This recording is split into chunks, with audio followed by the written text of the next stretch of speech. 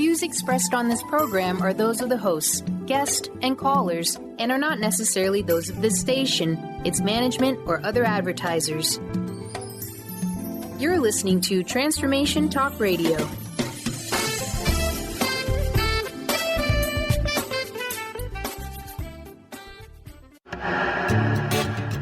Get fired up for Spirit Fire Radio with your hosts, Dorothy, Riddle, and Steve Kramer. Get ready to shine the light on universal spiritual principles and uncover ways that ageless wisdom can guide you in cultivating consciousness in these modern times. Bring purpose to your life through practical spirituality and add to your awareness with Spirit Fire Radio. Now, here are your hosts, Dorothy, Riddle, and Steve Kramer.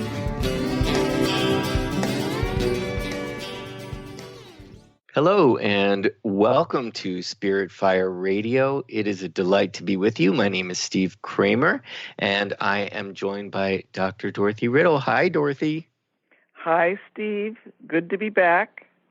Yes, to continue our month-long theme on harmlessness. It's been really intriguing, and I have to say, I don't know about you, but we've really had to sort of watch ourselves because we just have a tendency as a humanity to go toward the dark, to go toward the drama.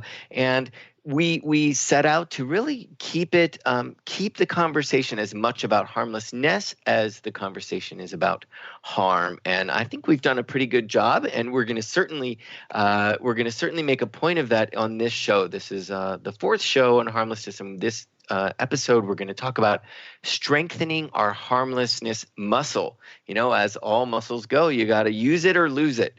So you've got to strengthen that muscle. But before that, I'd love to tell people a little bit about our organizations. And I say our because Spirit Fire Radio is brought to you by two educational nonprofit organizations, and we are in cooperation to bring you this co-creative project all about bringing spirituality into your everyday life. I am here with Spirit Fire. We are an educational nonprofit. We have online classes. We own a retreat center in Western Massachusetts. Many of you might be familiar with the practice of living awareness, which is our own meditation practice. We just started a new round last week. And check us out. Wonderful meditation practice. It is for every level of practitioner. It is both a mindfulness practice and an insight practice combined. And look for that at spiritfire.com. Dorothy, a few words about the School for Esoteric Studies. Yes, I'm Dorothy Riddle, and I'm with the School for Esoteric Studies. You can find more information about us at esotericstudies.net.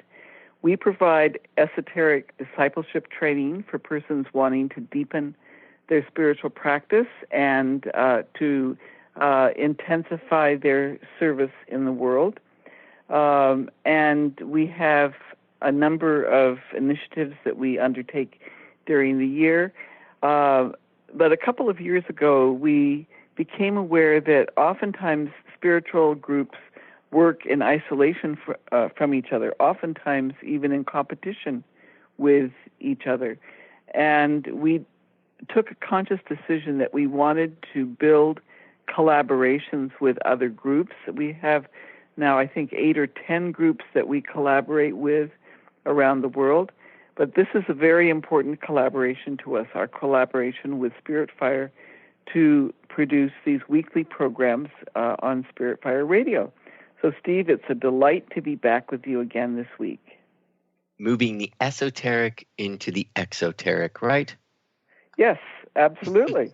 And, listeners, they might, you might hear that word esoteric and think, what? Well, esoteric just simply means innermost and the inner life. And so much of what we've been talking about on this show from the very first episode is ways in which we create a really rich inner life and get to know our inner life, which actually then helps and in fact creates our outer life. So it's a wonderful balance of in esoteric and exoteric. Mm-hmm. And I'd like to add, Steve, that I have a friend that refers to the esoteric as woo-woo. And I've been teasing her over the years that actually for the last 150 years, quantum physics has been saying exactly what the ageless wisdom says.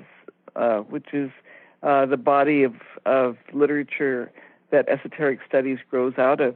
And that is that the world is all energy, and we are all interconnected. It's not woo-woo. It's not odd, off their fringe. That is actually our reality. And so how we shape that reality is part of what we're talking about this month in terms of harmlessness. Indeed. Without going down a huge rabbit hole, I would just say that the ageless wisdom goes far even into the future. That's what's so dynamic about it. Science has every step of the way, as science sort of catches up and creates one machine or a human being that can think outside of the box and bring it into our sort of conscious mind to put these parallels together. The ageless wisdom is right there saying, well, here it is. We've been saying it all along, and they haven't missed a beat once. So it's a wonderful course of study. Indeed. And when we think about the concept of strengthening our harmlessness muscle, the reason I frame it that way in my book, Positive Harmlessness in Practice, which is a book focused on what we need to do in order to be harmless, not just what we need to stop doing in order to not do harm. When we start to think about it, we realize that much of our life, much of our focus, much of our activity is taken up with harm. We don't necessarily put that label on it, but it is not on things that advance the common good or help people feel respected and dignified, but rather on things that criticize and tear down. So this whole issue of noticing what it is, where our focus is so critical, Steve. And I think I'm just going to put the challenge out there because I put it to myself. Notice each day, take a week, and at the end of the day, think about how much of your day was taken up with noticing the positive, noticing the ways in which other people were helpful to you, or on the other hand, noticing what people didn't do, noticing things that didn't work, criticizing other people for what they themselves were doing, and see what the balance is, because often the balance is towards the negative, not the positive. Yeah, and once you notice that, then you sort of have fun with noticing in general. I mean, it leads you down the road of just noticing the usually not noticed.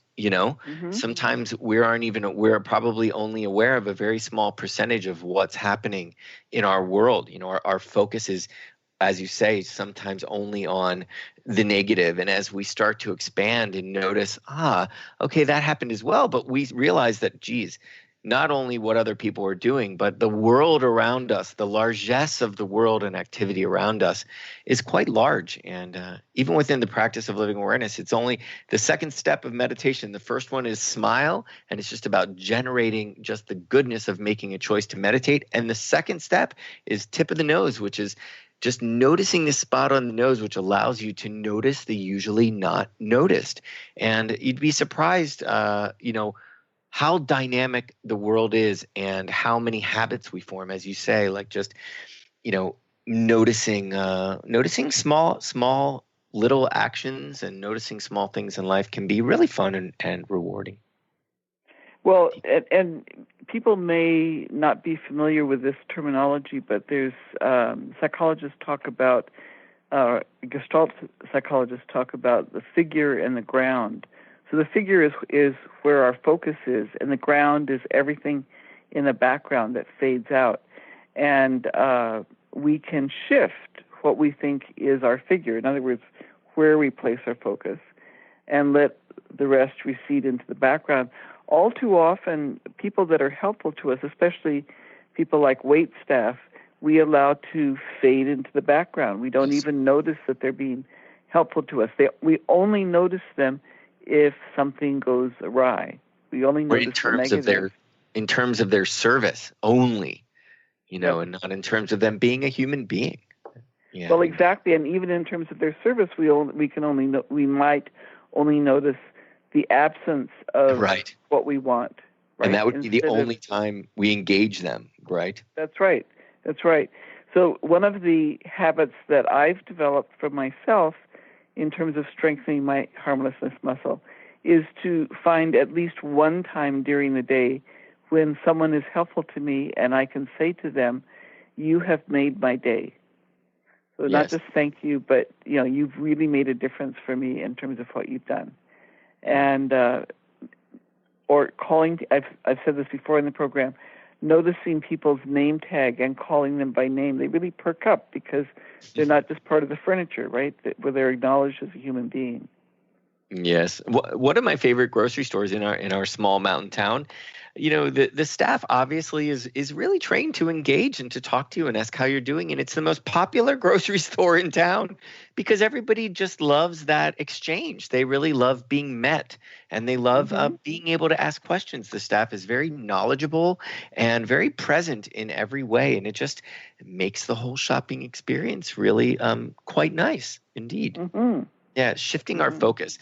Just a quick story. It reminds me of my mom was disabled during my whole life, and we used to go when she passed away several years ago. But towards the end of her life, we used to go downtown, and I would take her on a wheelchair, and they had just installed those lights for the blind that chirp and beep so that blind people know which direction they can walk, which direction is clear for traffic, where there's a green light or a walk symbol. And those were brand new at the time, and I had never seen or heard of them. There's lots of lawyers' offices and very fancy homes in downtown Harrisburg, Pennsylvania. But there's also a hospital there, and there's a center for blindness. And I heard this really loud chirp and beep, and I said to my mom, goodness, can you imagine if you worked or you lived on this corner? That would just get so annoying day in and day out. And my mom just looked at me and said, Steve, it would be much more annoying to be blind and be hit by a car because you're trying to cross the road. And she just stopped me in my footsteps. I'll never forget it. She taught me this huge lesson about just the bandwidth of my focus. And it really, my mom taught me so many lessons, bless her soul, my whole life. But that one was profound. It was like, boy, where is your focus? So really, we've just got to sometimes expand, notice the usually not noticed, and listen when someone's schooling you. We're at our first break, so when we come back, we're going to talk more about strengthening our harmlessness muscle. We'll be right back.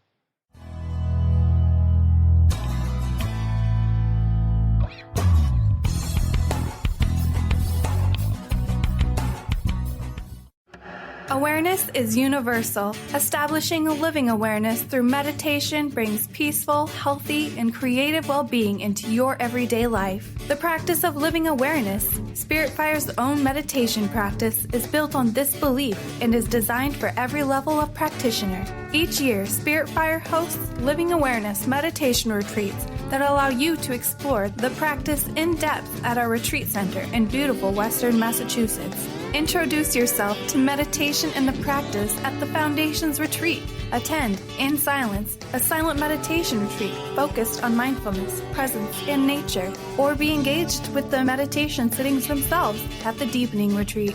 Start adding to your awareness and attend a meditation retreat designed to cultivate consciousness in your everyday life.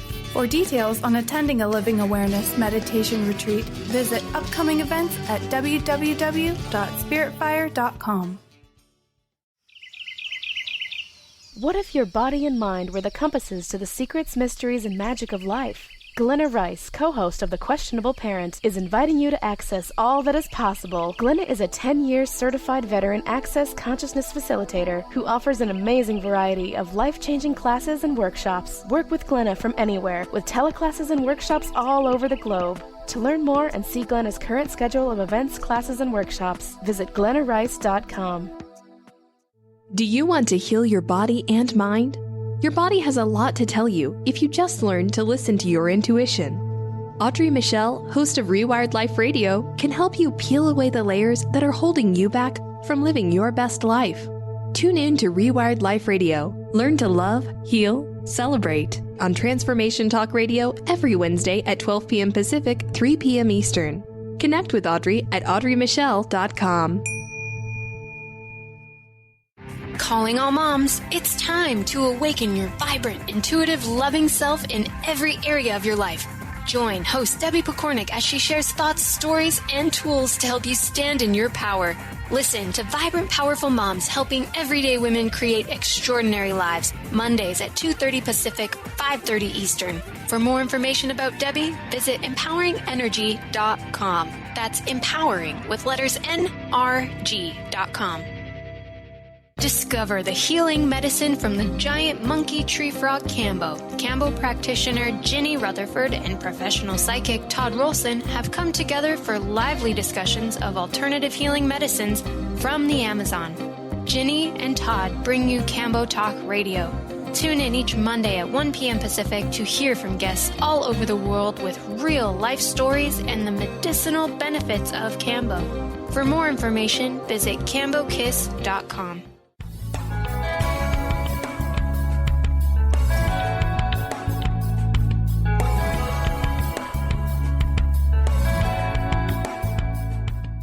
Welcome back to Spirit Fire Radio. We are going to continue our discussion on strengthening our harmlessness muscle. And we were just talking quite a bit about focus. Where's your focus and emotions? You know, I was talking about expanding my focus, and a situation with my mom just really expanded what I was aware of within myself and aware of paying attention in the world around me. But our emotions can really help us with that. I find if we are really feeling a negative emotion, it can let us know either that we are responding to or initiating harm on some level. If you're feeling frustration and you're really moving along with that, you know, if there's momentum behind it. We talked last week about emotion being energy in motion. So really, you know, as you move toward a better feeling, thought, a better feeling emotion, you're really moving toward creating a more positive reality. So you've got to sort of also expand your view and your sort of emotional repertoire, I find. That's an important aspect of being aware of when you're being harmless or when harm is present. Absolutely, Stephen. And before we get into the different aspects of the repertoire, I just want to share a couple of quotes. Candace Pert wrote this lovely book called Molecules of Emotion. If people haven't read it already, I strongly recommend it. And here's one quote. Emotions are the connectors flowing between individuals, moving among us as empathy, compassion, sorrow, and joy.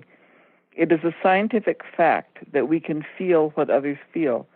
The oneness of all life is based on this simple reality. You know, that would be the principle of interconnectivity. Mm-hmm. Our molecules of emotion are all vibrating together. And then I think it's important to also be aware of this second quote. Emotional energy works at a faster speed than the speed of thought. This is because the feeling world operates at a higher speed than the mind. Scientists have repeatedly confirmed that our emotional reactions show up in brain activity. It's a chemical reaction before we even have time to think. We evaluate everything emotionally as we perceive it. We think about it afterwards. So if we really dive into that quote, Steve, what we see is that we have a series of habits that we develop based on those emotional reactions. And if we want to change the way we react, we can't just wait until afterwards and think it through. We need to think it through ahead of time. We need to rehearse. We need to practice what it is we want to do differently so that when that emotional energy gets triggered, it will trigger the positive response that we want rather than the negative. And that's really about empowering ourselves. You know, I teach quite a bit on the chakras, and our emotional body, the seat of our emotions, is actually in our solar plexus. And it's quite interesting that we've got what's called the enteric nervous system. And that actually, that scientists are there's so much talk about the brain and the gut. Scientists have proved that it's actually the gut that feels at what others feel. It's what the quote you had just read makes me think of the enteric nervous system. And the gut is what releases and creates dopamine and serotonin and these chemicals that then let the brain know if this is something we want or something we don't want, if there's reward, or if we should contract or respond in a way that moves us away from it. So really it's about empowering ourselves by not just wanting to feel better, but actually making a choice and moving toward a situation or an intention that will create a more positive experience. Indeed. It's also about consciously working with our emotional repertoire, which oftentimes can be quite limited. If we think about three aspects of it, one is what's called valence, which is, is the emotion positive or negative? And for years, almost all of the research in psychology was on negative emotions, and positive psychology or positive emotions were seen as just kind of light and uninteresting. Now that's shifted, but we do seem to have more sensitivity to negative emotions, which are actually processed in a different part of our brain. Mm-hmm. So that's one aspect of the repertoire. Another is range, emotional range. And again, our range on the negative side tends to be much broader than on the positive side. So, learning to differentiate and feel a wide range of positive emotions, and not just staying with the more familiar negative emotions. And then we have intensity, the depth of emotion, which creates resonance. And again, we tend to have a deeper depth of emotion when we're talking about anger, rage, grief even, than the positive emotions. Although, happiness, joy, delight, all of these can be very intense, but we tend to experience them in very surface ways. Yeah, one thing I notice is it's actually a process. So I think it's important to sort of also understand that our emotions are markers, and they actually, as we say, they move us into a new state of being.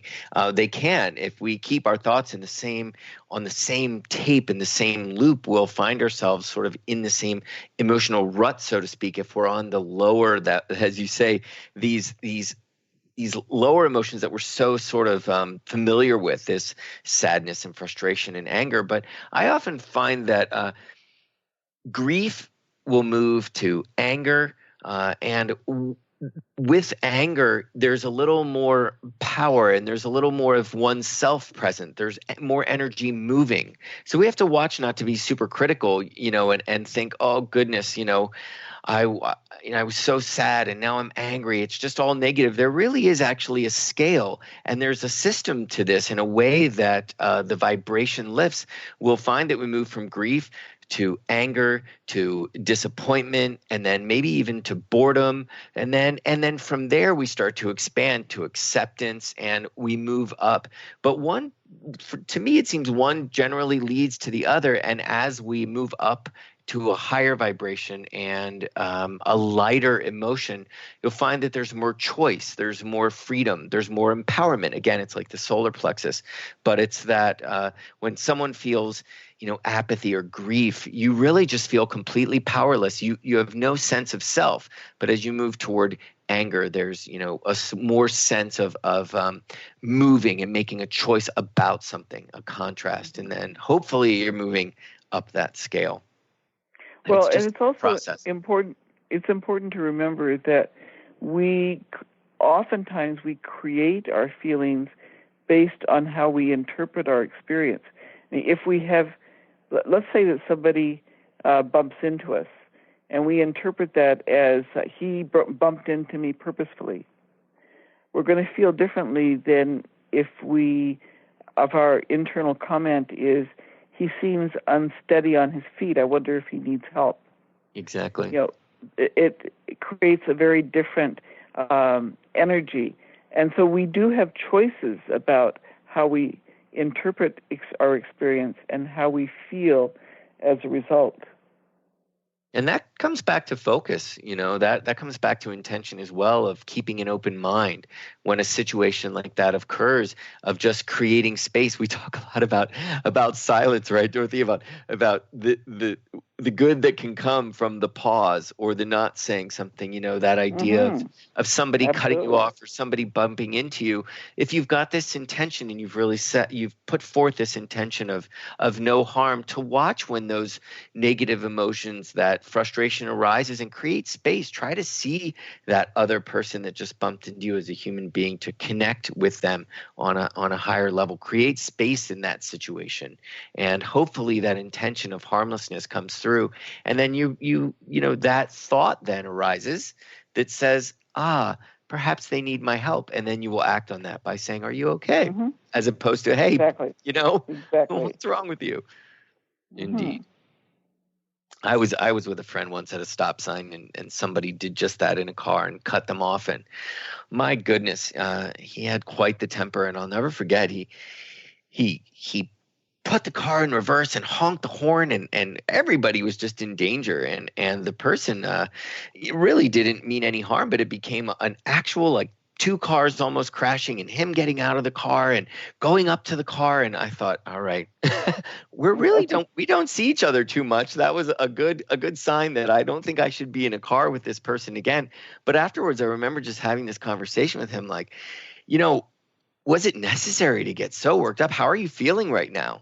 How's the rest of your day going to be now? Was it really worth all of that? And sometimes it just comes down to us having to prove a point, and not the direction to go. I think we're at a break, Steve. Create space. Yes, we will create space. There's space created for us at a break. So, Dorothy, when we come back, I look forward to talking more about our harmlessness muscle. After this break, we'll be right back.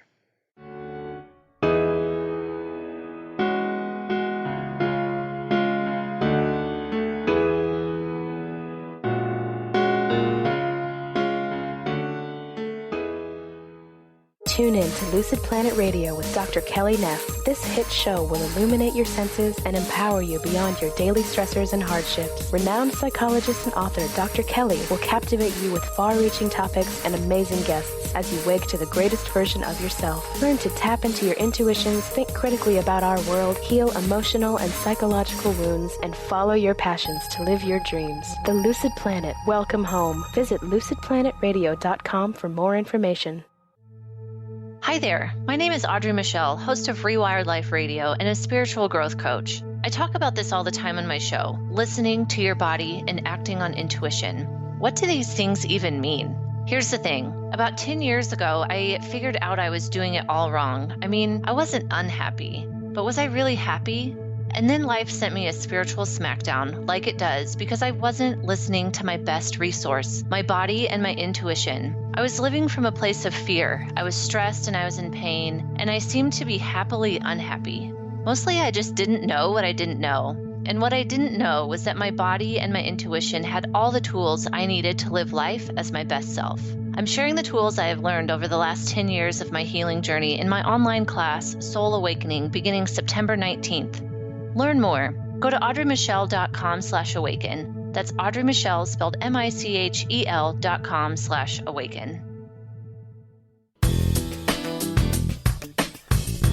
Gain powerful insight and practical tools to support you on your spiritual journey. Access your higher self and tune in every second and fourth Thursday at 12 p.m. Pacific to A Life Untethered with Andrew Martin, Walking the Path of Freedom. Andrew is a highly attuned, intuitive oracle, energy worker, spiritual teacher, and international radio host. For more about Andrew and his services, visit thelightones.com. Known for his keen sense of humor, contagious smile, and extensive esoteric wisdom, EJ translates deep spiritual wisdom into practical advice to empower you to live your happiest, most fulfilled experience.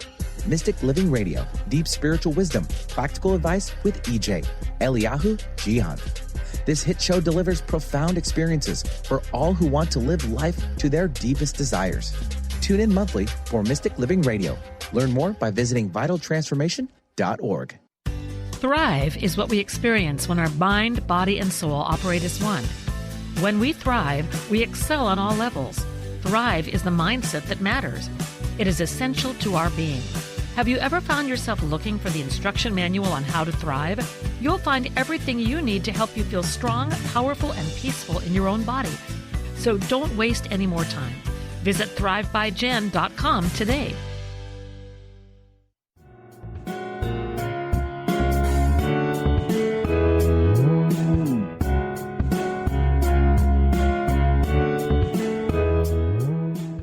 Welcome back to Spirit Fire Radio. We are talking about strengthening your harmlessness muscle.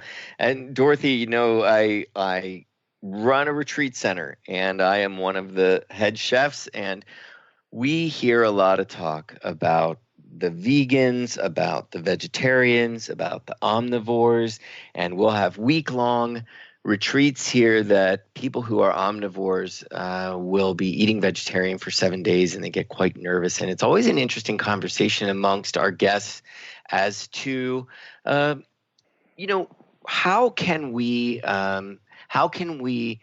practice harmlessness in a way toward the animal kingdom. But some of us, we have incisors. We have a blood type that requires animal protein. And what do we do about that? And in one of my favorite magazines is Spirituality and Health. And they have this great article this month called Why It's Better to Eat a Cow Than a Hen or a Sow. And they're talking about effective altruism, which I find to be so interesting. To say that there are two parts to effective altruism. So altruism is basically can be defined as improving the lives of others. And effective is a wonderful word that really they frame it by saying it's doing the most good with whatever resources you have.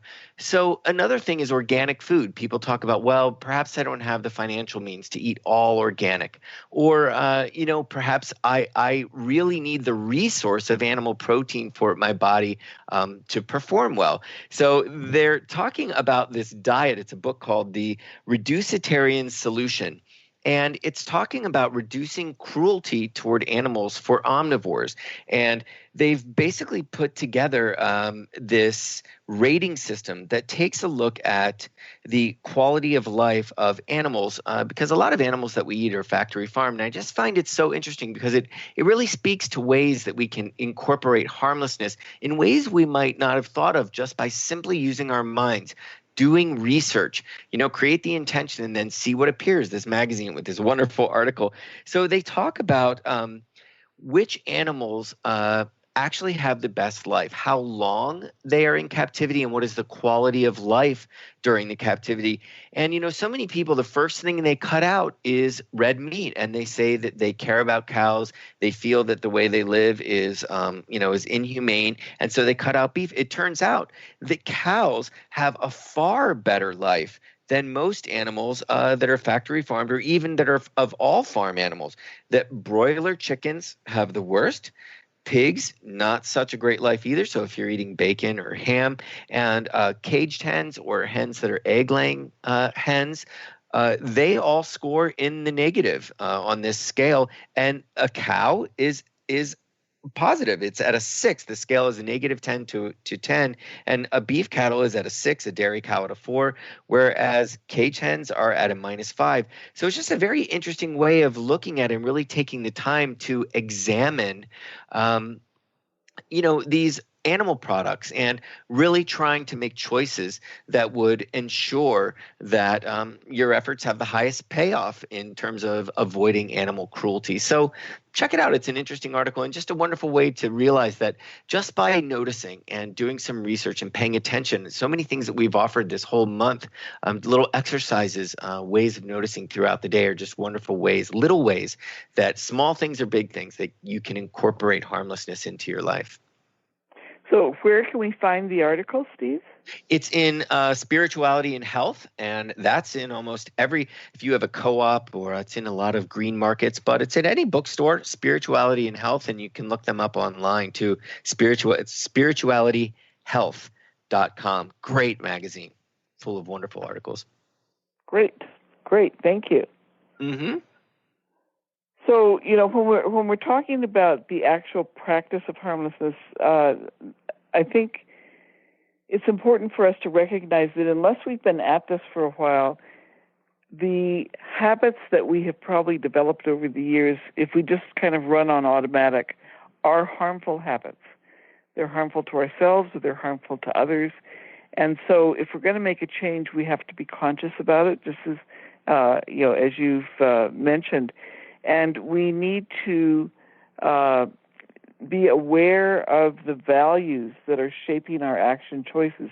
Just like you were saying, Steve, with this, what is it that's important? What is it that will help us behave in a way that promotes the common good and treats others with dignity and respect? Yeah, it's the small choices sometimes that become very big choices in the long run. Mm-hmm. And I think one of the areas where I've actually done a lot of training is in cross-cultural communication, and it's very clear from that work that at least 60% of our behavior is nonverbal.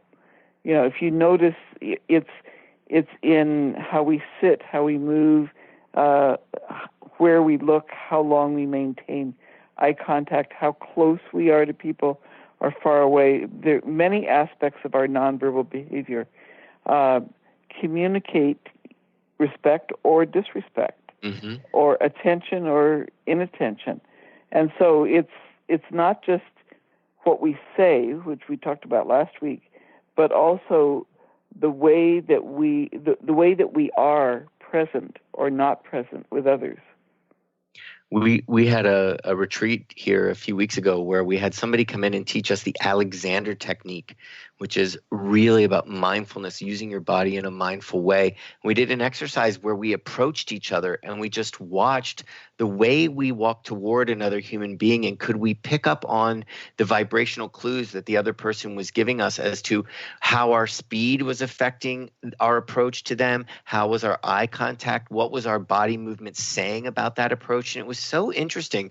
And as you say, if 60% of our behavior is nonverbal, wow, that's a huge percentage. And you don't realize how often we're sometimes just in thought that's just looped thought, and we don't realize that we're around people all the time, and it can be very meaningful.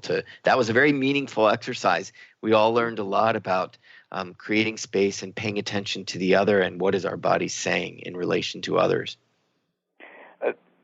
My mother worked in a number of the African countries, and she shared a situation that came up at a conference that she was at. It was an international conference. And there was a man, I forget which of the countries he was from. He was from an African country.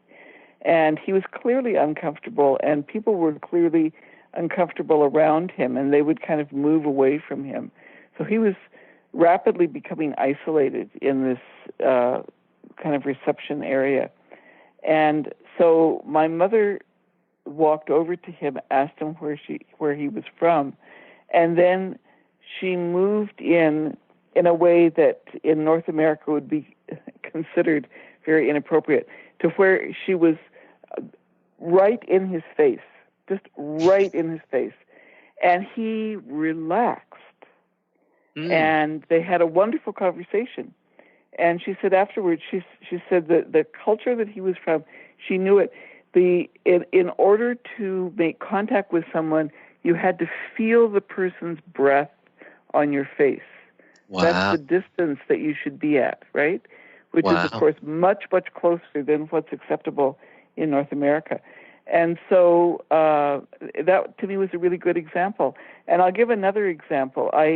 When I grew up mainly in India, and when I came back for college, I was an American, but I really should have been treated as a foreign student because I was not familiar with American customs and stuff. And when I got to graduate school, one of my professors said to me, Dorothy, you make people uncomfortable. And I said, I don't intend to.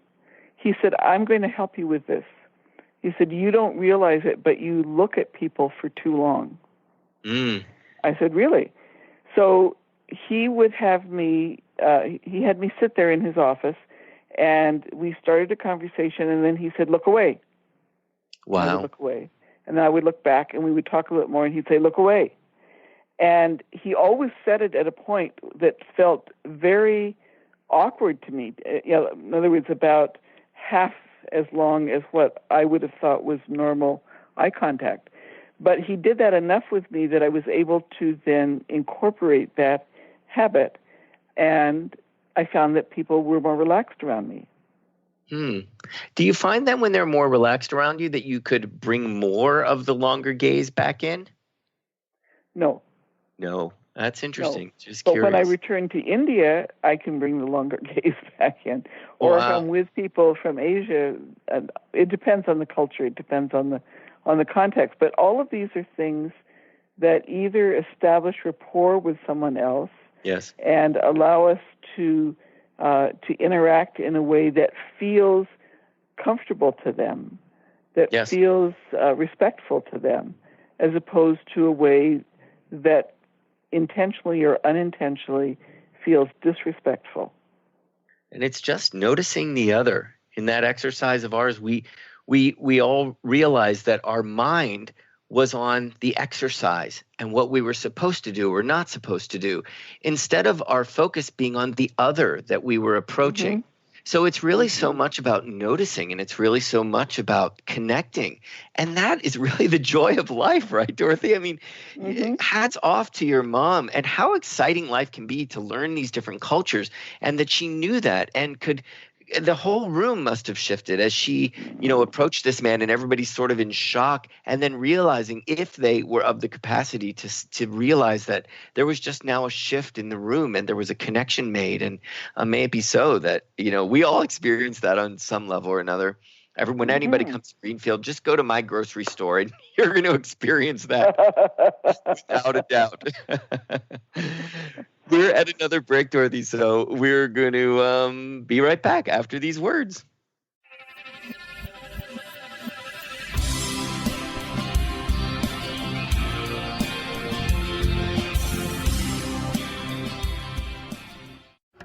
Awareness is universal. Establishing a living awareness through meditation brings peaceful, healthy, and creative well-being into your everyday life. The practice of living awareness, Spirit Fire's own meditation practice, is built on this belief and is designed for every level of practitioner. Each year, Spirit Fire hosts living awareness meditation retreats that allow you to explore the practice in depth at our retreat center in beautiful Western Massachusetts. Introduce yourself to meditation and the practice at the Foundation's retreat. Attend, in silence, a silent meditation retreat focused on mindfulness, presence, and nature, or be engaged with the meditation sittings themselves at the Deepening Retreat. Start adding to your awareness and attend a meditation retreat designed to cultivate consciousness in your everyday life.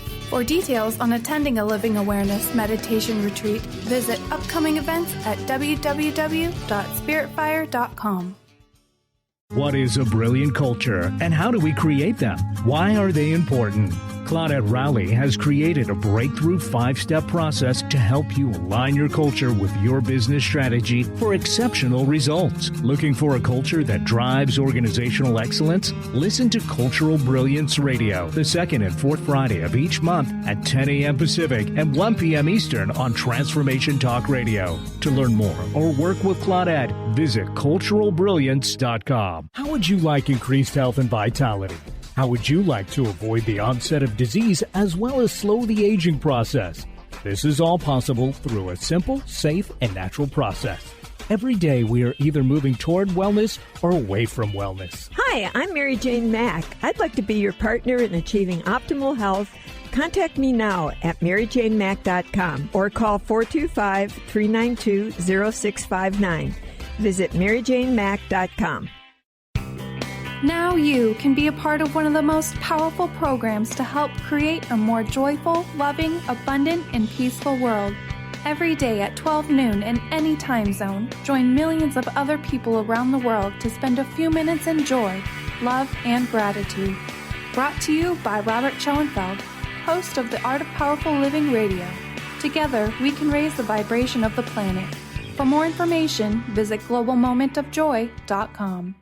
Tune in to the Psychic Professors Show, The Voices of Spirit Radio, with international medium and spirit artist Dr. Susan Barnes on Transformation Talk Radio, featuring a variety of spiritual topics such as psychic art, spiritualism, EVP, psychic development, and mediumship. This hit call-in show provides listeners with breakthrough wisdom to enliven and enlighten their lives. Visit spiritartgallery.net. Tune in each Friday, 2 p.m. Pacific, 5 p.m. Eastern on Transformation Talk Radio.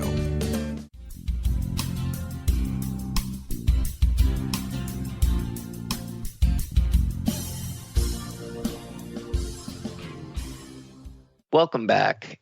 We are wrapping up this month of talking about harmlessness, and hopefully we've inspired you to take a look at the world around you from a different perspective through the lens of harmlessness. And it is really about changing the world we live in, which so often will default to the negative, to the harm, to the separation, and move toward, unity, move toward compassion, move toward creating a respectful world, and one in which we have the capacity to coordinate and co-create, and there's a process to that. It is all about paying attention and creating that shift first within yourself and then in the world around you. And it's just something we've got to intend on a daily basis. Wake up, right, Dorothy, and say, I am going to create a beautiful, harmless day.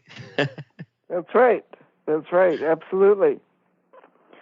And we have. I think what's important is, again, the whole issue of intention and the fact that this isn't something that for most of us comes automatically. It's a shift that we need to work at. In my book, Positive Harmlessness in Practice, I talk about 3 types of shifts based on the motivation that we're coming from, and all 3 of them are important. So I'd just like to touch on that, Steve, for a moment. Sure. There's the compassionate shift. In other words, recognizing that the way that we are behaving is not optimal in terms of the support and caring that we express for others.